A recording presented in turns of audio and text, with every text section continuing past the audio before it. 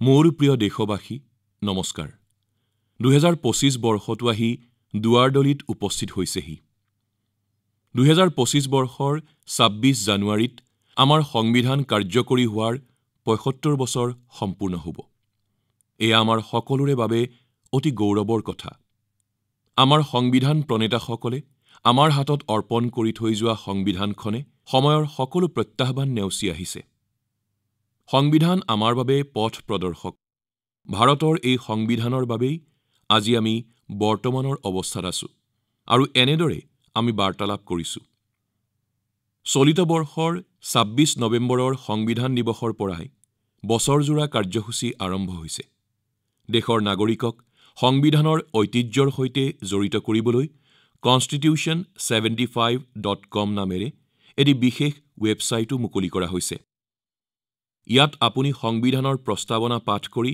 নিজৰ video' upload কৰিব পাৰে ভিন ভিন ভাষাত সংবিধান পঢ়িব পাৰে আৰু সংবিধানৰ বিষয়ে প্ৰশ্নও সুধিব পাৰে মন কী বাতৰ শ্ৰোতা তথা স্কুল কলেজৰ ছাত্ৰ-ছাত্ৰী সকলোলৈকে মোৰ অনুৰোধ আপোনালোকে যেন এই ৱেবছাইটটো চাই আৰু ইয়াত অংশগ্ৰহণ কৰে বন্ধুসকল অহা মাহৰ ১৩ তাৰিখৰ পৰা প্ৰয়াগৰাজত মহাকুম্ভ মেলা অনুষ্ঠিত হ'ব সেই ঠাইত এতিয়া ব্যাপক প্ৰস্তুতি চলি আছে মোৰ মনত পৰে কিছুদিনৰ আগে মই যেতিয়া প্ৰয়াগৰাজলৈ গৈছিলো হেলিকপ্টাৰৰ পৰা সম্পূৰ্ণ কুম্ভক্ষেত্ৰ দেখা পাই মোৰ মন প্ৰফুল্লিত হৈ পৰিছিল ইমান বিশাল ইমান সুন্দৰ আৰু ইমান পূজ্য বন্ধুসকল মহাকুম্ভৰ বিশেষত্ব কেৱল ইয়াৰ বিশালতাতেই নহয় মহাকুম্ভ মেলাৰ বিশেষত্ব ইয়াৰ বিচিত্ৰতাতো আছে এই আয়োজনত কোটি কোটি লোকে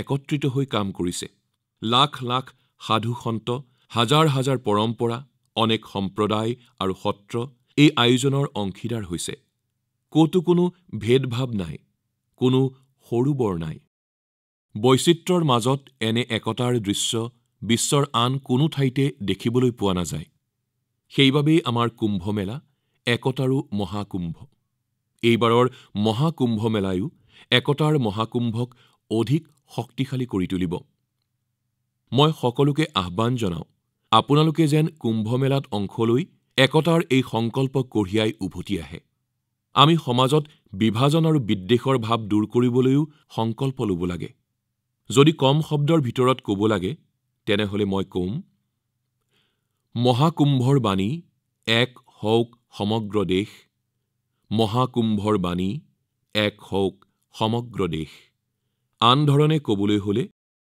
গংগাৰ অবিৰত জলধাৰ বিভাজিত নহওক সমাজ আমাৰ গংগাৰ অবিৰত জলধাৰ বিভাজিত নহওক সমাজ আমাৰ বন্ধুসকল এইবাৰ প্ৰয়াগৰাজত দেশ আৰু বিশ্বৰ ভক্তসকল ডিজিটেল মহাকুম্ভৰো সাক্ষী হৈ ৰ'ব ডিজিটেল নেভিগেশ্যনৰ জৰিয়তে আপোনালোকে ভিন ভিন ঘাট মন্দিৰ তথা সাধু সন্তৰ সত্ৰত উপস্থিত হ'বলৈ সুবিধা লাভ কৰিব এই নেভিগেশ্যন ব্যৱস্থাই আপোনালোকক যান-বাহন ৰখা ঠাইত উপস্থিত হ'বলৈ সহায় কৰিব প্ৰথমবাৰৰ বাবে কুম্ভ মেলাৰ আয়োজনত AI চেটবট ব্যৱহাৰ কৰা হ'ব AI চেটবটৰ জৰিয়তে ১১টা ভাৰতীয় ভাষাত কুম্ভ মেলা সম্পৰ্কীয় তথ্য লাভ কৰিব পাৰিব এই AI চেটবটৰ যোগেদি কিবা লিখি অথবা কৈ যিকোনো ধৰণৰ সহায় বিচাৰিব পাৰিব সম্পূৰ্ণ মেলাস্থলীত AI সম্বলিত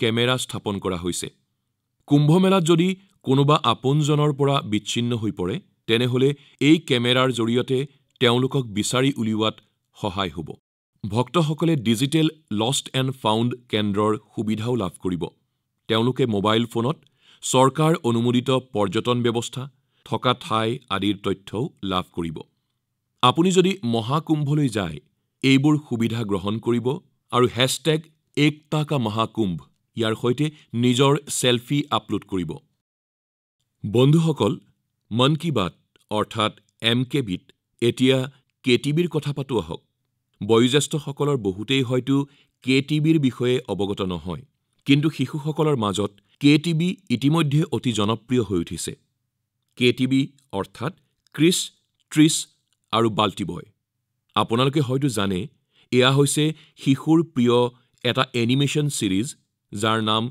কেটিবি আমি ভাৰতবৰ্ষ। এতিয়া ইয়াৰ দ্বিতীয় ছিজনো আৰম্ভ হৈছে। এই তিনিটা এনিমেশ্যন চৰিত্ৰই ভাৰতৰ স্বাধীনতা সংগ্ৰামৰ সেইসকল বীৰ বীৰাংগনাৰ বিষয়ে কয় যাৰ বিষয়ে বেছিকৈ চৰ্চা হোৱা নাই।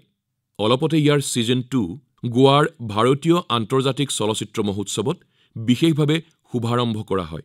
আটাইতকৈ তাৎপৰ্যপূৰ্ণ কথাটো হ'ল যে এই ছিৰিজটো ভাৰতৰ বিভিন্ন ভাষাৰ উপৰি বিদেশৰ আন ভাষাতো প্ৰচাৰিত হৈছে। এয়া দূৰদৰ্শনৰ লগতে আন OTT প্লেটফৰ্মতো চাব পাৰি। বন্ধুসকল, আমাৰ এনিমেশ্যন চিনেমা, নিয়মীয়া চিনেমা, টিভি চিৰিয়েল আদিৰ জনপ্ৰিয়তাই প্ৰমাণ কৰে আমাৰ সৃষ্টিশীল উদ্যোগটোৰ সক্ষমতা। এই উদ্যোগটোৱে দেশৰ প্ৰগতিত বিশেষ ভূমিকা গ্ৰহণ কৰাৰ লগতে আমাৰ অৰ্থব্যৱস্থাকো দোপতদোপে আগুৱাই লৈ গৈছে। আমাৰ চিনেমা আৰু মনোৰঞ্জনৰ উদ্যোগটো বৰ বিশাল। দেশখনৰ কিমান যে ভাষাত চিনেমা নিৰ্মাণ হয়, কিমান যে সৃষ্টিশীল সমল যুগুতোৱা হয়।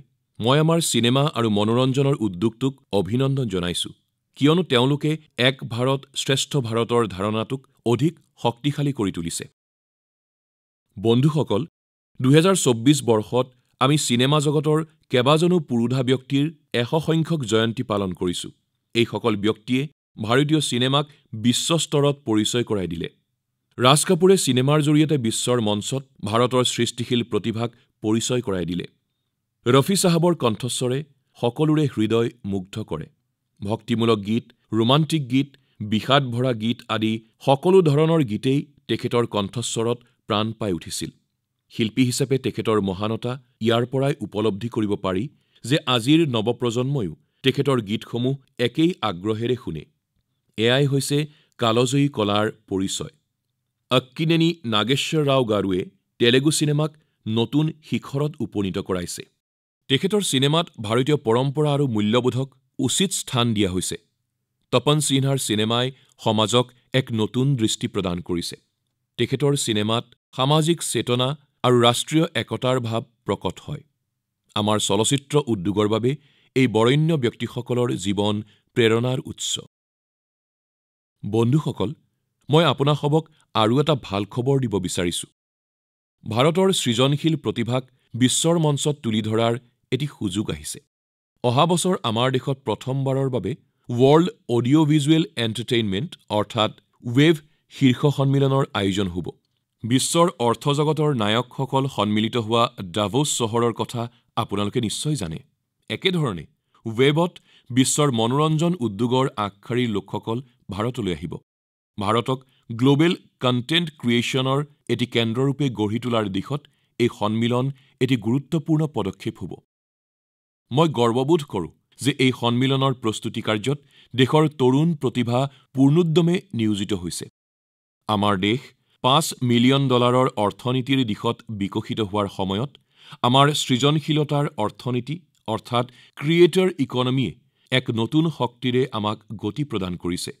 মই ভাৰতৰ মনোৰঞ্জন আৰু ক্ৰিয়েটিভ উদ্যোগৰ সৈতে জড়িত সকলো ব্যক্তিকে অনুৰোধ কৰিছোঁ যে তেওঁলোক নৱাগত বা প্ৰতিষ্ঠিত শিল্পীয়েই হওক, চিনেমা বা টেলিভিছনৰ সৈতে জড়িতই হওক, অথবা এনিমেশ্যন, গেমিং আদিৰ বিশেষজ্ঞ বা এণ্টাৰটেইনমেণ্ট প্ৰযুক্তিৰ উদ্ভাৱক হওক, সকলোৱে যেন এই ৱেভ সন্মিলনৰ সৈতে জড়িত হৈ পৰে। মোৰ প্ৰিয় দেশবাসী, ভাৰতীয় সংস্কৃতিৰ আলোক কিদৰে পৃথিৱীৰ সকলো প্ৰান্তলৈ বিয়পি পৰিছে সেই কথা আপোনালোক সকলোৱেই জানে। আমাৰ সাংস্কৃতিক ঐতিহ্যৰ বিশ্বব্যাপী বিস্তৃতিৰ সাক্ষীস্বৰূপ তিনিটা গুৰুত্বপূৰ্ণ প্ৰয়াসৰ কথা মই আজি আপোনালোকক জনাব বিচাৰিছোঁ।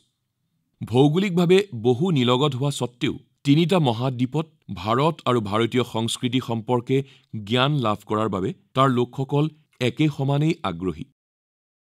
বন্ধুসকল, চিত্ৰসমূহ যিমান ৰঙীন সিমান আকৰ্ষণীয়। আপোনালোকৰ যিসকল দূৰদৰ্শনত এই মন কী বাত অনুষ্ঠানৰ দৰ্শক হৈ আছে, তেখেতসকলে কিছু চিত্ৰ দেখিবলৈ পাইছে।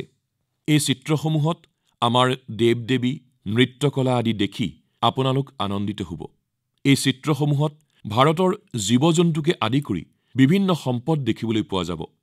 ইয়াৰে ভিতৰত 13 বছৰীয়া এটি শিশুৱে অংকন কৰা তাজমহলৰ এখনি চিত্ৰও আছে।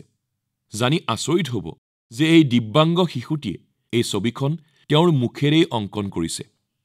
আমোদজনক কথা হৈছে যে এই চিত্ৰসমূহ কোনো ভাৰতীয়ই অঁকা নাই।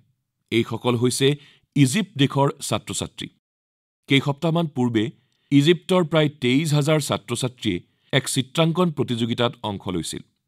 এই প্ৰতিযোগিতাত ছাত্ৰ-ছাত্ৰীসকলে ভাৰতীয় সংস্কৃতি আৰু দুয়ো দেশৰ ঐতিহাসিক সম্বন্ধক বিষয় হিচাপে লৈ চিত্ৰসমূহ অংকন কৰিছিল।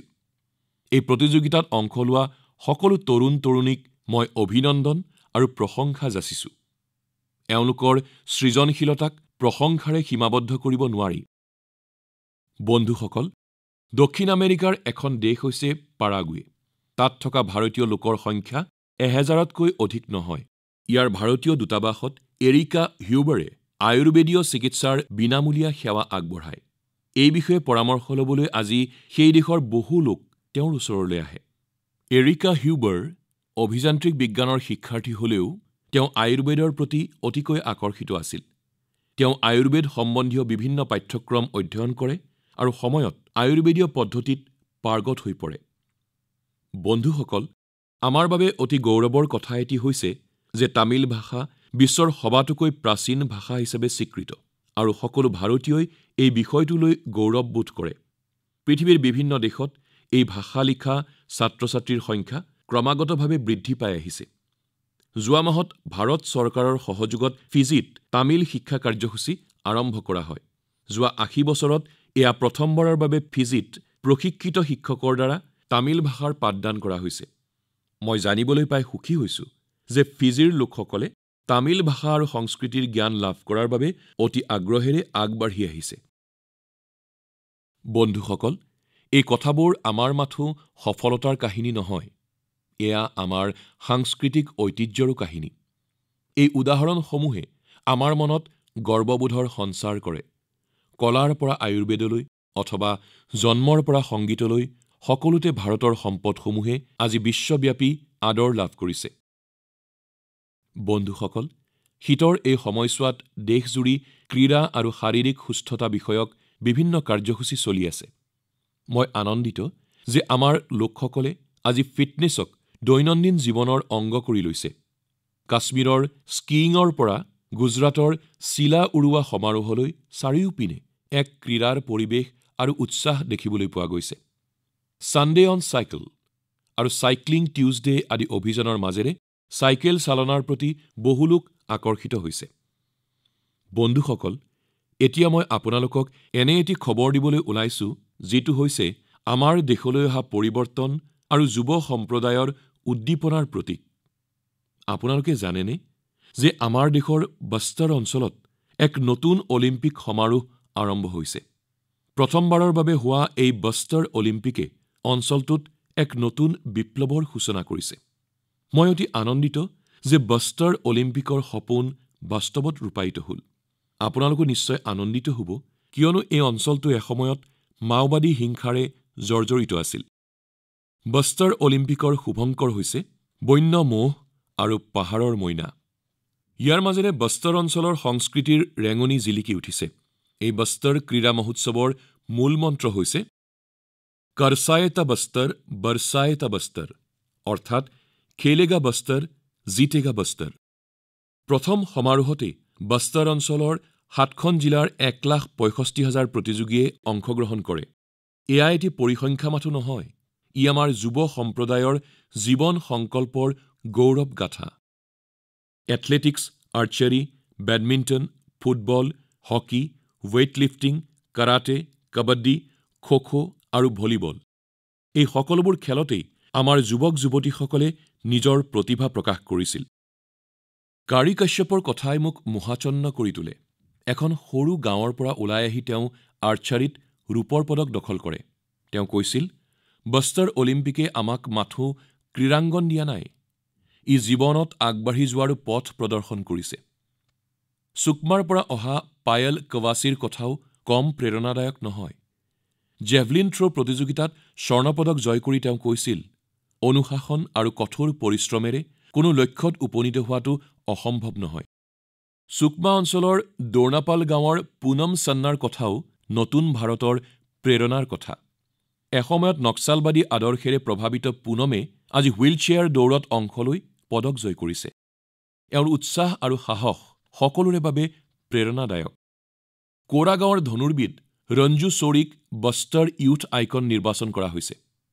তেখেতে ভাবে যে বস্তৰ অলিম্পিকে দূৰ দূৰণিৰ যুৱক যুৱতীসকলক ৰাষ্ট্ৰীয় মঞ্চলৈ যোৱাৰ সুবিধা কৰি দিব। বন্ধুসকল, বস্তৰ অলিম্পিক কেৱল এখন ক্ৰীড়া সমাৰোহ নহয়, ই হৈছে উন্নয়ন আৰু ক্ৰীড়াৰ সংগমস্থল, য'ত আমাৰ যুৱক যুৱতীসকলে নিজৰ প্ৰতিভাৰ বিকাশ কৰিছে আৰু এখন নতুন ভাৰত নিৰ্মাণ কৰিছে। মই আপোনালোকক অনুৰোধ কৰিছো, আপোনালোকৰ অঞ্চলত এনে খেলৰ আয়োজনক উৎসাহ দিয়ক। আপোনালোকৰ অঞ্চলৰ ক্ৰীড়া প্ৰতিভাসমূহৰ কাহিনী খেলেগা ভাৰত জিতেগা ভাৰত ব্যৱহাৰ কৰি প্ৰচাৰ কৰক আৰু স্থানীয় ক্ৰীড়া প্ৰতিভাক আগবাঢ়ি যোৱাত সহায় কৰক। মনত ৰাখিব, খেলে কেৱল শাৰীৰিক উন্নতিয়ে সাধন নকৰে, ক্ৰীড়াসুলভ উদ্যমেৰে ই সমাজকো শক্তিশালী কৰি তোলে। গতিকে খেলা-ধূলা কৰক আৰু উন্নতিৰ দিশত আগুৱাই যাওক। মোৰ প্ৰিয় দেশবাসী, ভাৰতৰ দুটি সাফল্যই বিশ্বৰ দৃষ্টি আকৰ্ষণ কৰিছে আৰু দুয়োটি হৈছে স্বাস্থ্য খণ্ডৰ। যোৱা ৪,০০০ বছৰ ধৰি মেলেৰিয়া মানৱ জাতিৰ বাবে প্ৰত্যাহ্বান হৈ আছিল। এমহীয়া শিশুৰ পৰা ৫ বছৰ বয়সৰ শিশুৰ মৃত্যুৰ কাৰণ হোৱা ৰোগসমূহৰ ভিতৰত মেলেৰিয়াৰ স্থান আছিল তৃতীয়। আজি ভাৰত এই প্ৰত্যাহ্বানৰ মুখামুখি হ'ব পাৰিছে। বিশ্ব স্বাস্থ্য সংস্থাৰ প্ৰতিবেদনত কোৱা হৈছে যে ২০১৫ চনৰ পৰা ২০২৩ চনৰ ভিতৰত মেলেৰিয়াৰ পৰা হোৱা মৃত্যুৰ সংখ্যা ৮০% হ্ৰাস পাইছে। ই সৰু কথা নহয়। জনসাধাৰণৰ অংশগ্ৰহণৰ বাবেই এই সাফল্য সম্ভৱ হৈ উঠিছে। অসমৰ যোৰহাটৰ চাহ বাগানসমূহত মেলেৰিয়া দুশ্চিন্তাৰ কাৰণ আছিল, কিন্তু ইয়াক দূৰ কৰিবৰ বাবে বাগানৰ বাসিন্দাসকলে একেলগ হৈ যুঁজাৰ ফলত এই ক্ষেত্ৰত প্ৰায়ভাগ সাফল্য আহৰণ কৰা হৈছে। এই ক্ষেত্ৰত কাৰিকৰী কৌশলৰ লগতে সামাজিক মাধ্যমৰো বহুল প্ৰয়োগ কৰা হৈছে। এই ক্ষেত্ৰত হাৰিয়ানাৰ কুৰুক্ষেত্ৰ জিলাতো সাফল্য অৰ্জন কৰা হৈছে। মেলেৰিয়াৰ নিৰীক্ষণত জনসাধাৰণেও ভাগ লৈছে। চুটি নাট, ৰেডিঅ'ৰ জৰিয়তে বাৰ্তা প্ৰচাৰৰ দিশতো গুৰুত্ব দিয়াৰ ফলত মহৰ উৎপত্তি নিয়ন্ত্ৰণ কৰিবলৈ সক্ষম হৈছে। গোটেই দেশতে চলোৱা এনেবোৰ প্ৰয়াসৰ বাবেই আজি আমি মেলেৰিয়াৰ বিৰুদ্ধে যুঁজত আগবাঢ়ি গৈছো। বন্ধুসকল, সচেতনতা আৰু সংকল্পৰ জৰিয়তে আমি কৰ্কট ৰোগৰ বিৰুদ্ধে চলোৱা যুঁজতো সফলতা লাভ কৰিছো। বিশ্ব প্ৰসিদ্ধ লেঞ্চেট নামৰ মেডিকেল জাৰ্নেলত কোৱা হৈছে যে আয়ুষ্মান ভাৰত যোজনাৰ জৰিয়তে ভাৰতত কৰ্কট ৰোগ ধৰা পৰাৰ ৩০ দিনৰ ভিতৰতে চিকিৎসা আৰম্ভ কৰাটো সম্ভৱ হৈ উঠিছে। ৯০% ৰোগীয়েই এনে চিকিৎসা লাভ কৰিছে। আগতে ব্যয় অধিক হোৱাৰ বাবে বেছিভাগ ৰোগী চিকিৎসাৰ বাবে আগবাঢ়ি আহিব নোৱাৰিছিল। আয়ুষ্মান ভাৰত যোজনাৰ বাবে আজি ই সহজ হৈ উঠিছে। এই সাফল্যৰ কাৰণ চিকিৎসা প্ৰণালীৰ লগতে আপোনালোকৰ সচেতনতাও। কৰ্কট ৰোগৰ সৈতে যুঁজখনৰ মূল মন্ত্ৰ হৈছে সজাগতা, সক্ৰিয়তা আৰু সুবিধা প্ৰাপ্তিৰ আস্থা। আহক আমি আটাইয়ে এই যুঁজত নামি পৰি অধিক ৰোগীক সহায় কৰোঁ। মোৰ প্ৰিয় দেশবাসী, আজি মই আপোনালোকক ওড়িশাৰ কালাহাণ্ডীৰ এনে এটি প্ৰয়াসৰ কথা ক'বলৈ ওলাইছো, য'ত পানী আৰু সমলৰ অভাৱ সত্ত্বেও সাফল্য অৰ্জন কৰা হৈছে। ই হৈছে কালাহাণ্ডীৰ পাচলি বিপ্লৱ। এসময়ত কালাহাণ্ডীৰ পৰা কৃষকে পলায়ন কৰিছিল। আজি কালাহাণ্ডীৰ গোলামুণ্ডা উন্নয়ন খণ্ড পাচলি উৎপাদনৰ কেন্দ্ৰ হৈ উঠিছে। ই কেনেকৈ সম্ভৱ হ'ল? মাত্ৰ ১০জন কৃষকৰ এটা গোটে কৃষক উৎপাদন সংঘ গঠন কৰি আধুনিক পদ্ধতি অৱলম্বনৰ জৰিয়তে কোটি টকাৰ ব্যৱসায় কৰিবলৈ সক্ষম হৈছে। আজি ২০০তকৈও অধিক কৃষক ইয়াৰ সৈতে জড়িত হৈছে, তাৰে ৪৫গৰাকী মহিলা। আজি এই কৃষকসকলে ২০০ একৰ ভূমিত মটৰ মাহৰ খেতি কৰে আৰু ১৫০ একৰ ভূমিত কেৰেলাৰ খেতি কৰে। তেখেতসকলৰ বজাৰ ওড়িশাৰ পৰা আন ৰাজ্যলৈকো বিস্তাৰিত হৈছে। আপোনালোকেও নিজৰ অঞ্চলত উৎপাদন সংঘ স্থাপন কৰক, নাইবা এনে সংগঠনৰ সৈতে জড়িত হওক। মনত ৰাখিব, সৰু আৰম্ভণিৰেও ডাঙৰ পৰিৱৰ্তন আনিব পাৰি। ইয়াৰ বাবে লাগে মাথো দৃঢ় সংকল্প আৰু দলীয় উদ্যম। বন্ধুসকল, আজি আমি আলোচনা কৰিলো ভাৰত কিদৰে বৈচিত্ৰ্যৰ মাজত একতাৰ ভাৱেৰে আগবাঢ়ি গৈছে। ক্ৰীড়া, বিজ্ঞান, স্বাস্থ্য, শিক্ষা সকলো ক্ষেত্ৰতে আজি ভাৰতে নতুন শিখৰত আৰোহণ কৰিছে। ২০১৪ চনৰ পৰা আৰম্ভ হোৱা মন কী বাত অনুষ্ঠানৰ 116 সংখ্যক খণ্ডত মই দেখিবলৈ পাইছো ই সামূহিক শক্তিৰ জীৱন্ত ইতিহাস হৈ উঠিছে। আপোনালোক আটাইয়ে এই অনুষ্ঠানক নিজৰ কৰি তুলিছে। ই আপোনালোকৰ ইতিবাচক চিন্তাৰ শক্তিৰে পৰিপূৰ্ণ হৈ উঠিছে। 2025 চন ওচৰ চাপি আহিছে। আশা কৰোঁ আগন্তুক বছৰটোতো মন কী বাত অনুষ্ঠানৰ জৰিয়তে উৎসাহজনক প্ৰয়াসৰ আলোচনা কৰিম। আপোনালোকে এনে কাহিনীবোৰ মন কী বাতৰ যোগেদি প্ৰচাৰ কৰক। আপোনালোক আটাইকে 2025 বৰ্ষৰ শুভেচ্ছা জ্ঞাপন কৰিলোঁ। সুস্বাস্থ্যৰ গৰাকী হৈ থাকক, সুখী হৈ থাকক, ফিট ইণ্ডিয়া মুভমেণ্টৰ সৈতে জড়িত হওক, জীৱনত উন্নতি কৰক। বহুত ধন্যবাদ।